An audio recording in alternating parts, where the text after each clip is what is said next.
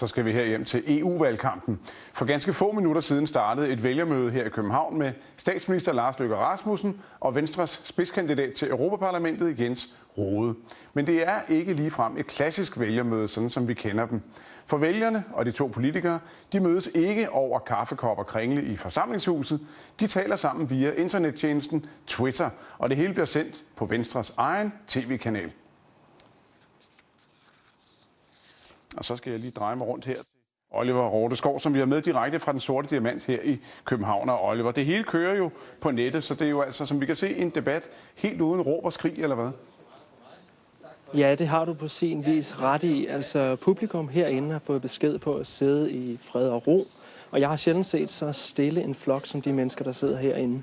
Forklaringen er, at alle spørgsmålene til de to politikere, Lars Løkke og Jens Rohde, bliver stillet via internettjenesten Twitter. Twitter er den her hjemmeside, hvor alle dem, der er venner og alle dem, der følger de to politikere,